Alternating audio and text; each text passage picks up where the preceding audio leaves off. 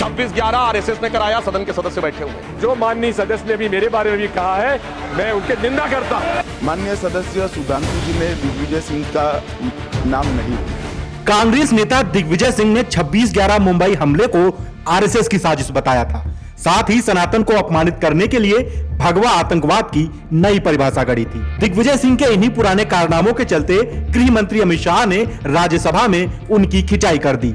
दरअसल यह पूरा मामला बीते गुरुवार देर रात का है।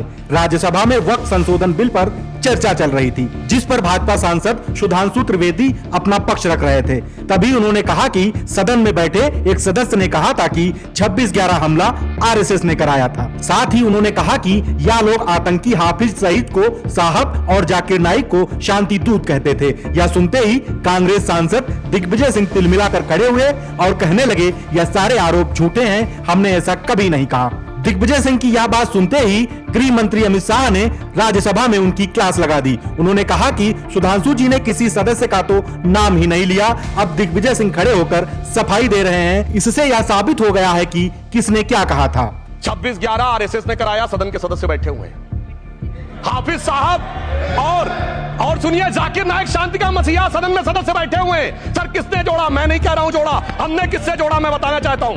मैं अपनी बात, सर मैंने नाम किसी का नहीं लिया। सर आपने उड़ता तीर क्यों पकड़ लिया? सर मैंने नाम नहीं लिया, उड़ता तीर क्यों पकड़ लिया?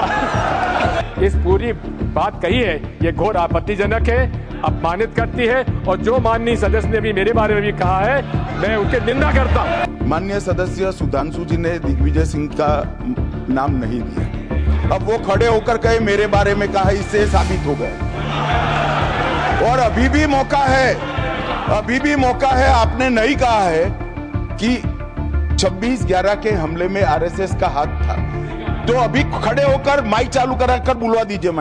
दरअसल दिग्विजय सिंह की आरएसएस के प्रति नफरत और पाकिस्तान के प्रति प्रेम जग जाहिर रहा है। इसीलिए उन्होंने पाकिस्तानी इस्लामी आतंकवादी संगठन लश्कर-ए-तैयबा द्वारा अंजाम दिए गए मुंबई के 26/11 हमले का आरोप संघ पर मढ़ा था। साथ ही नैरेटिव सेट करने के लिए हिंदू विरोधी व तथाकथित पत्रकार अजीज बर्नी द्वारा लिखित किताब 26/11 एक आरएसएस साजिश का विमोचन भी किया था, जिसमें 26/11 हमलों के आरोप संघ पर लगाए गए थे। दिग्विजय सिंह ने इस फर्जी किताब को विश्वसनीयता दिलाने के इरादे से एक बार नहीं बल्कि 2 बार विमोचन किया। पहले उन्होंने पुस्तक का विमोचन दिल्ली में किया और फिर मुंबई में। हालांकि पुस्तक के लेखक अजीज बर्नी को कोर्ट में घसीटा गया, लेकिन वहां ऐसा हुआ कोई सबूत नहीं पेश कर पाए जिससे उनके पुस्तक में लिखी बातें सही साबित हों, जिसके बाद उन्होंने आरएसएस को माफीनामा भी लिखा था।